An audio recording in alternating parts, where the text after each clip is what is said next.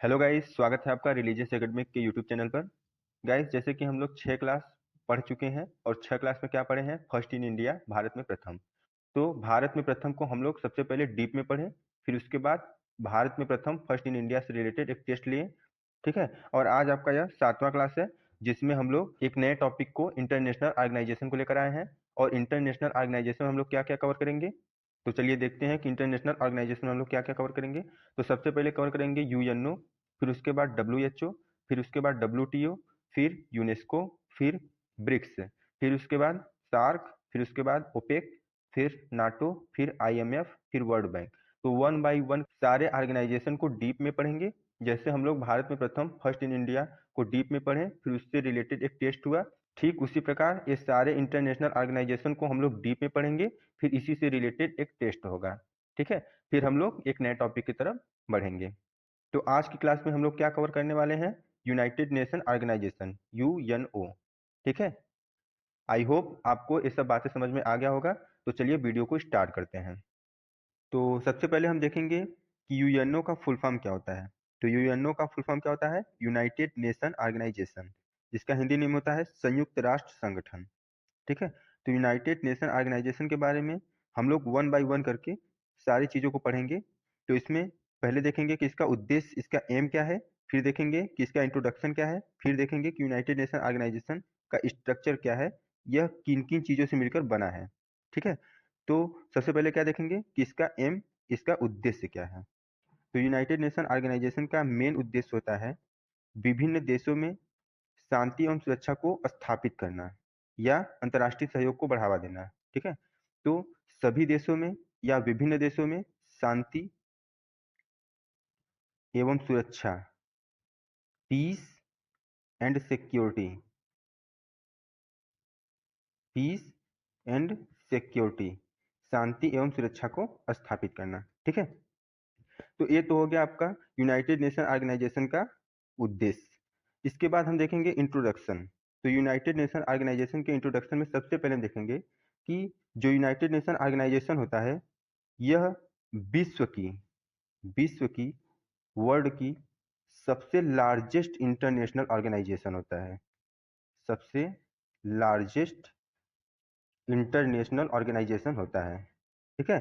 और United nation organisation की जो स्थापना हुआ है, वह है 24 अक्टूबर, 24 अक्टूबर सन 1945, 1945, 24 अक्टूबर सन 1945 में इसका स्थापना हुआ है। और यूनाइटेड नेशन ऑर्गेनाइजेशन का जो हेड क्वार्टर है वह कहाँ है? यूएसए, यूएसए, न्यूयॉर्क में, न्यूयॉर्क। ठीक है। यूनाइटेड नेशन ऑर्गेनाइजेशन वर्ल्ड की सबसे लार्जेस्ट इंटरनेशनल ऑर्गेनाइजेशन है। इसकी स्थापना 24 अक्टूबर सन 1945 को हुआ है और इसका हेडक्वार्टर कहाँ है? यूएसए, न्यूयॉर्क में है। ठीक है। तो जैसा कि हम लोग को पता है कि यूनाइटेड नेशन ऑर्गेनाइजेशन की स्थापना किस लिए हुआ था? विभिन्न देशों में शांति एवं सुरक्षा स्थापित करने के लिए। तो जो यूनाइटेड नेशन ऑर्गेनाइजेशन है, यह वर्ल्ड वार सेकेंड, द्वितीय विश्व युद्ध के समय बना था। और वर्ल्ड वार सेकेंड कब से कब तक चला था? 1939 से 1945, 1939 से 1945 तक यह वर्ल्ड वार सेकेंड चला था। और जैसे ही वर्ल्ड वार सेकेंड समाप्त हुआ, वैसे ही यूनाइटेड नेशन का इस्टेब्लिशमेंट हुआ, यूनाइटेड नेशन का स्थापना हुआ। ठीक है। और यूनाइटेड नेशन ऑर्गेनाइजेशन से पहले भी एक इंटरनेशनल ऑर्गेनाइजेशन था, जिसका नाम था लीग ऑफ नेशन। क्या नाम था? League of nation, league of nation. League of Nations का भी वही कार्य था जो यूनाइटेड नेशन का था। ठीक है। शांति और सुरक्षा देशों के बीच बनाए रखना। तो लीग ऑफ नेशन का स्थापना कब हुआ था? 10 जनवरी सन 1920 में हुआ था। ठीक है। तो यह जो है वर्ल्ड वार फर्स्ट के समय बना था। और वर्ल्ड वार फर्स्ट कब से कब तक चला? 1914 से 1918 1914 से 1918 तक वर्ल्ड वार फर्स्ट चला। वर्ल्ड वार फर्स्ट चला। इसके बाद लीग ऑफ नेशन की स्थापना हुआ कि आगे से कोई वार न हो, लेकिन यह इतना अच्छा परफॉर्म नहीं कर पाया, इसलिए वर्ल्ड वार सेकेंड हुआ। तो इसलिए लीग ऑफ नेशन को रिप्लेस करके यूनाइटेड नेशन ऑर्गेनाइजेशन की स्थापना किया गया था 24 अक्टूबर सन 1945 में। और लीग ऑफ नेशन का जो हेड क्वार्टर है वह कहाँ है? लीग ऑफ नेशन का हेड क्वार्टर जिनेवा में है। Geneva, Switzerland. स्विट्जरलैंड।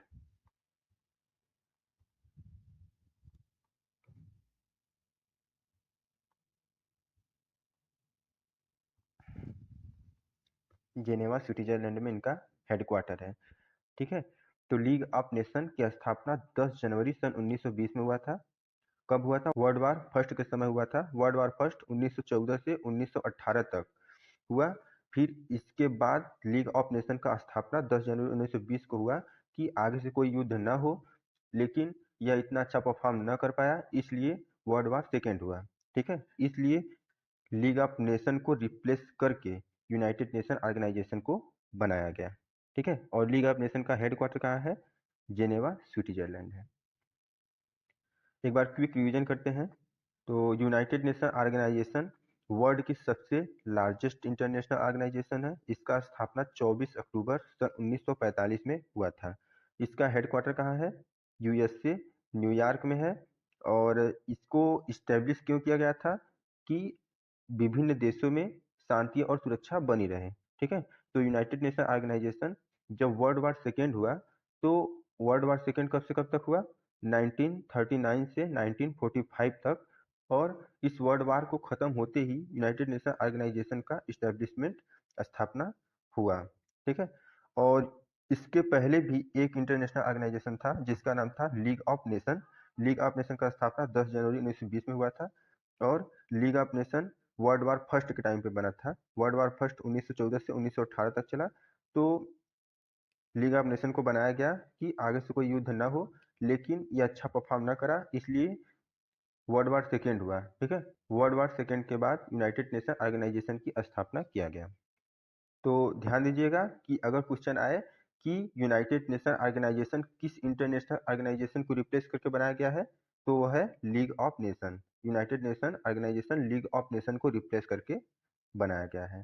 ठीक। लीग ऑफ नेशन का स्थापना 10 जनवरी 1920 को हुआ था। और लीग ऑफ नेशन का जो हेड क्वार्टर है वह जेनेवा, स्विट्जरलैंड है। अब हम बात करेंगे कि यूनाइटेड नेशन ऑर्गेनाइजेशन का हेड कौन होता है। यूनाइटेड नेशन ऑर्गेनाइजेशन का जो हेड होता है वह होता है सेक्रेटरी जनरल। सेक्रेटरी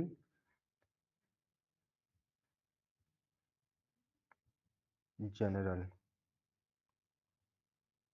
और इनका जो टेन्योर काल होता है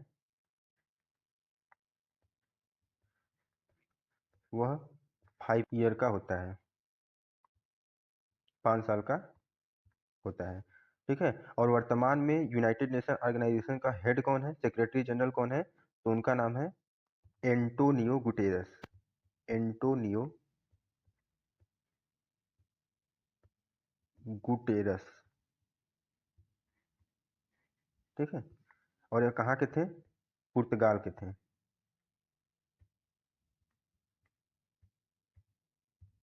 पुर्तगाल के थे। तो ये भी याद रखिएगा, कभी कभी पूछ लेता है कि यूनाइटेड नेशन ऑर्गेनाइजेशन का जो हेड है, सेक्रेटरी जनरल है एंटोनियो गुटेरस, वह कहाँ के हैं? पुर्तगाल के हैं। ठीक है। तो याद रखिएगा कि वर्तमान में यूनाइटेड नेशन ऑर्गेनाइजेशन का हेड सेक्रेटरी जनरल कौन है? एंटोनियो गुटेरस है। यह कहाँ के थे? पुर्तगाल के थे। ठीक। अब हम बात करेंगे मेंबर्स कंट्री की।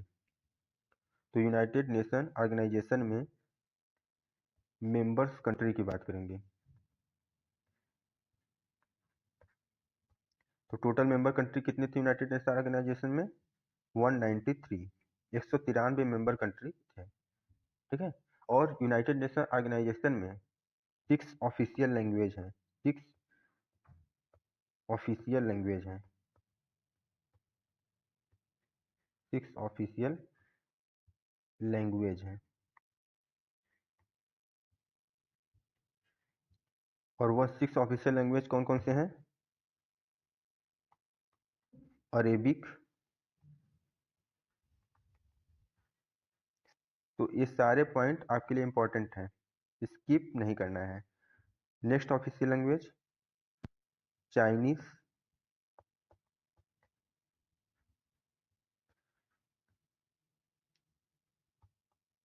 थर्ड है इंग्लिश,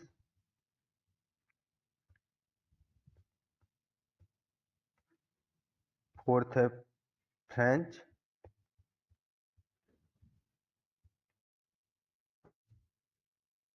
फिफ्थ है रशियन,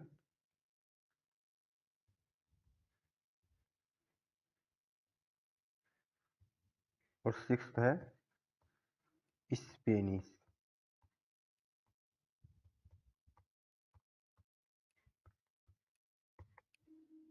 ठीक है, तो यूनाइटेड नेशन ऑर्गेनाइजेशन में 6 ऑफिशियल लैंग्वेज हैं, Arabic, Chinese, English, French, Russian और स्पेनिश।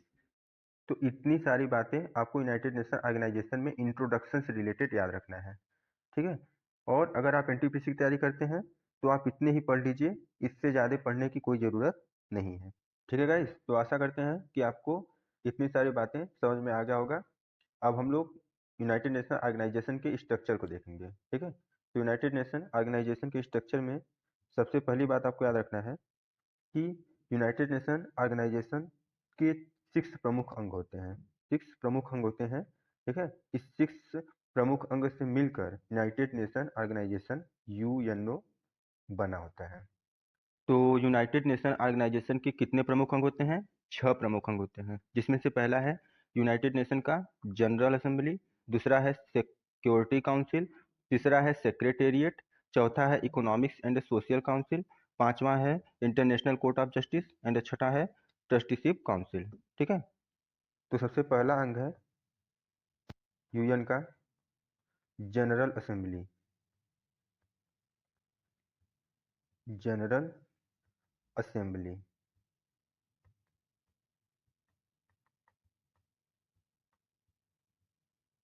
महासभा, जनरल असेंबली महासभा। ठीक है, इसका जो पहला अंग है यूएन का जनरल असेंबली महासभा है, इसका कार्य होता है बजट को एडॉप्ट करना।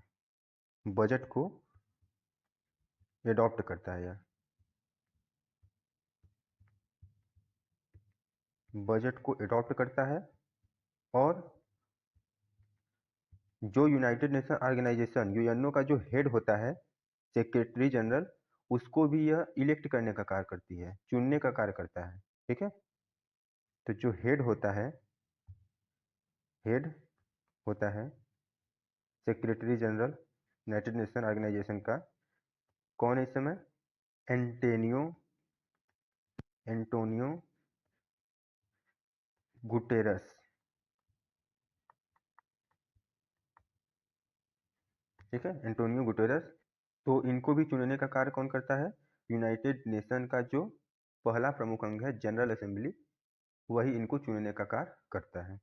और इनका दूसरा प्रमुख अंग है, यूएन का दूसरा प्रमुख अंग है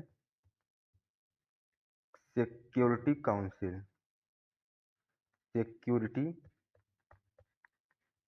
काउंसिल, सिक्योरिटी काउंसिल को क्या कहते हैं? सुरक्षा परिषद।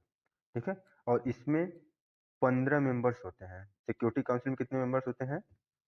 15 मेंबर्स होते हैं।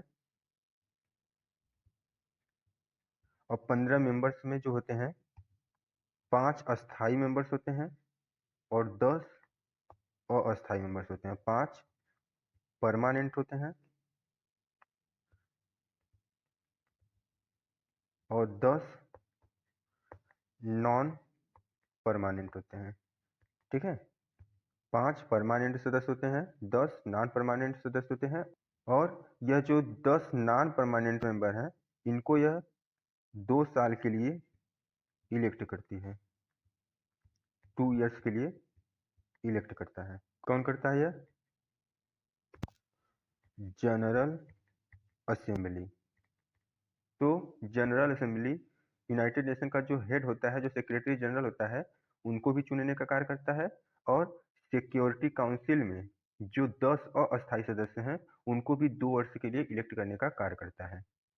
और यूनाइटेड नेशन का तीसरा प्रमुख अंग है secretariat. Secretariat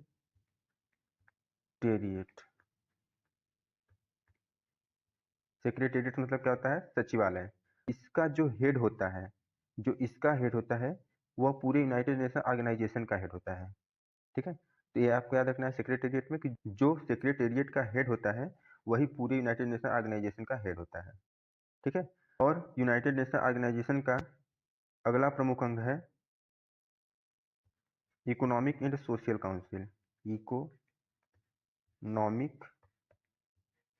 and social council. Economic and social council, आर्थिक एवं सामाजिक परिषद। ठीक है, तो इकोनॉमिक एंड सोशल काउंसिल में कितने मेंबर्स होते हैं? 54 मेंबर होते हैं।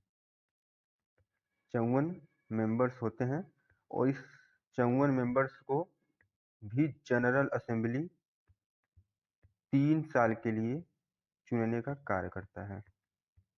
3 साल के लिए चुनने का कार्य करता है। और नेक्स्ट प्रमुख अंग है यूनाइटेड नेशन ऑर्गेनाइजेशन का international court of justice. International court international court of justice. International court of justice. ठीक है, और इंटरनेशनल कोर्ट ऑफ जस्टिस का कार्य क्या होता है? विवादों को सुलझाना। ठीक है, और इसमें 15 जज होते हैं। 15 जज होते हैं, और इस 15 जज को इलेक्ट करने का कार्य भी कौन करता है? General assembly. ठीक है गाइस, और यूनाइटेड नेशन ऑर्गेनाइजेशन का जो अगला प्रमुख अंग है, जो छठवां है, वह है ट्रस्टीशिप।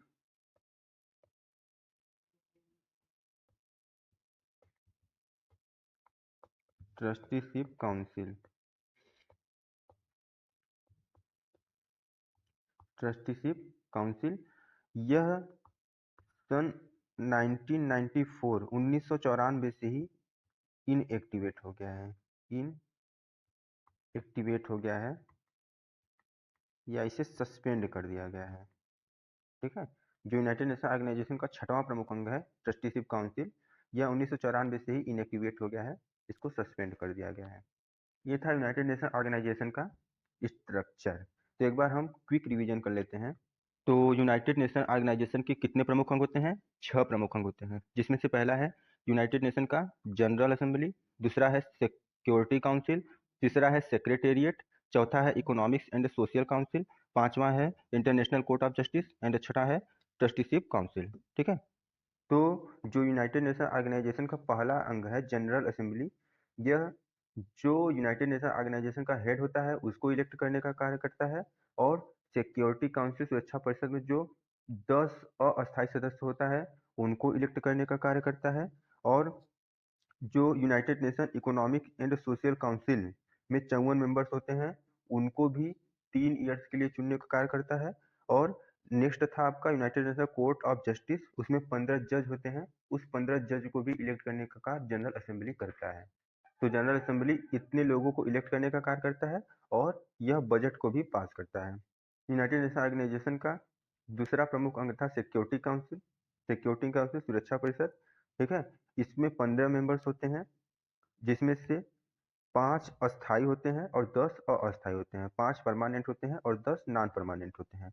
तो जो 10 नॉन परमानेंट सदस्य होते हैं, उनको 2 वर्ष के लिए इलेक्ट करता है। कौन करता है? General assembly. ठीक है, तो जनरल असेंबली जो हेड होता है उनको तो चुनता ही है, और साथ साथ जो सिक्योरिटी काउंसिल का अस्थायी सदस्य होते हैं, उनको भी 2 वर्ष के लिए चुनने का कार्य करता है। और तीसरा प्रमुख अंग होता है सेक्रेटेरिएट, सचिवालय। सेक्रेटेरिएट में जो भी हेड होगा, वही पूरा यूनाइटेड नेशन ऑर्गेनाइजेशन का हेड होता है। ठीक है, और चौथा प्रमुख अंग था इकोनॉमिक एंड सोशल काउंसिल, आर्थिक एवं सामाजिक परिषद। ठीक है। इसमें कितने मेंबर्स होते हैं? इसमें 54 मेंबर्स होते हैं और इनको भी जनरल असेंबली 3 ईयर्स के लिए चुनने का कार्य करता है। कौन चुनता है? General assembly. General assembly 3 years के लिए, 3 साल के लिए चुनने का कार्य करता है। और यूनाइटेड नेशन ऑर्गेनाइजेशन का जो अगला प्रमुख अंग था, जो पांचवा था, वो था इंटरनेशनल कोर्ट ऑफ जस्टिस। इसमें 15 जज होते हैं। इनका कार्य होता है विवादों को सुलझाना। और इस 15 मेंबर्स को भी इलेक्ट करने का कार्य कौन करता है? इस 15 मेंबर्स को भी इलेक्ट करने का कार्य कौन करता है? जनरल असेंबली करता है। ठीक है। और यूनाइटेड नेशन ऑर्गेनाइजेशन का जो छठवां प्रमुख अंग है वह है ट्रस्टीशिप काउंसिल। ट्रस्टीशिप काउंसिल को 1994 में ही सस्पेंड कर दिया गया था या यह इनएक्टिवेट हो गया था। ठीक है। तो चलिए हम लोग एक बार जितना पढ़े हैं फिर से एक बार रिवीजन कर लेते हैं। ऐसे क्या होगा कि आपको सारी चीजें यहीं पे याद हो जाएंगी। ठीक है। और हम चाहते भी हैं कि आपको यहीं पे सारी चीजें याद हो जाएगा, याद भी होगा, बस आप लगातार वीडियो को मन से देखते रहिए। ठीक है। तो सबसे पहले हम यूनाइटेड नेशन ऑर्गेनाइजेशन के एम को देखे थे, फिर इसके बाद इसके इंट्रोडक्शन को देखे थे, फिर इसके बाद इसके स्ट्रक्चर को देखे हैं। ठीक है। तो हम लोग यूनाइटेड नेशन ऑर्गेनाइजेशन में सबसे पहले क्या देखे थे? उसका एम देखे थे कि इसका क्या उद्देश्य होता है। ठीक है। तो इसका उद्देश्य क्या होता है? विभिन्न देशों में शांति एवं सुरक्षा को स्थापित करना, पीस एंड सिक्योरिटी को स्थापित करना या अंतर्राष्ट्रीय सहयोग को बढ़ावा देना, ये था इसका एम।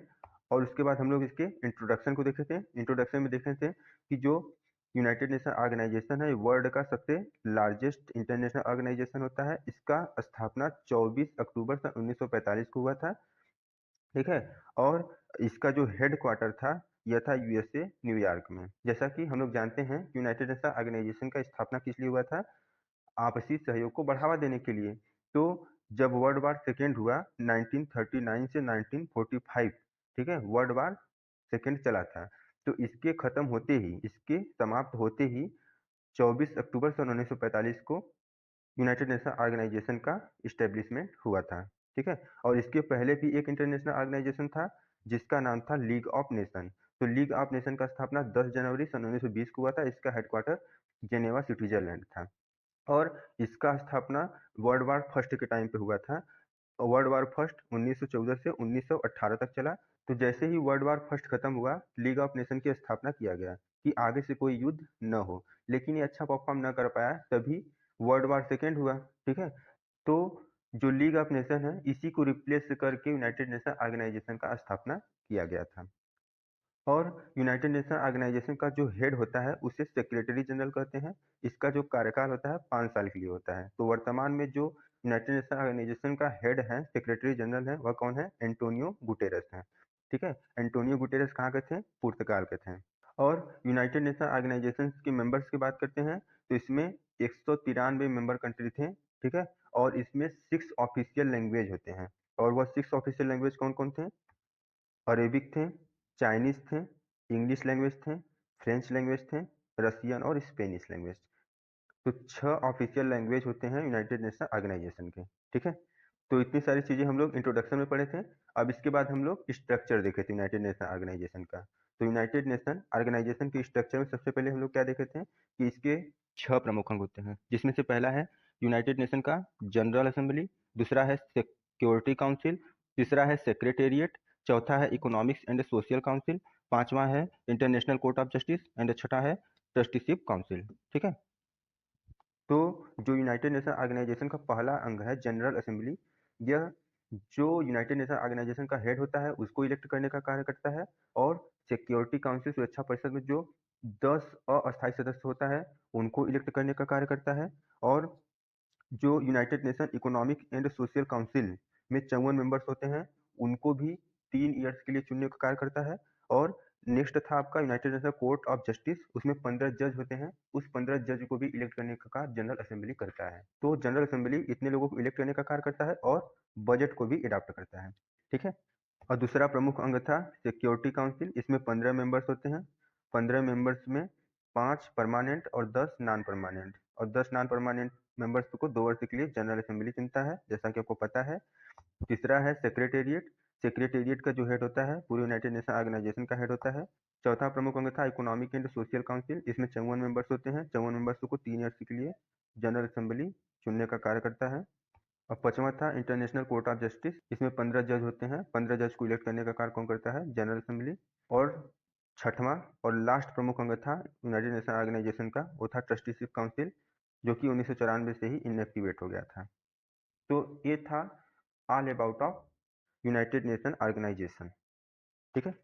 आई होप आपको यह सेशन बहुत ही अच्छा लगा होगा और सारी बातें आपको समझ में आया होगा, और हम इस चीज़ को कई बार रिपीट भी कर दिए हैं जिससे कि आपको सारी चीज़ें यहीं पे याद हो जाएं। तो अगर आप वीडियो को मन से देख रहे हैं तो सारी चीज़ें याद भी हो जाएगा, बस आप वीडियो को मन से देख लीजिएगा। ठीक है। तो गाइस, आज का सेशन आपको यह कैसा लगा कमेंट बॉक्स में जरूर बताइएगा। मिलते हैं नेक्स्ट वीडियो में नेक्स्ट इंटरनेशनल ऑर्गेनाइजेशन को लेके।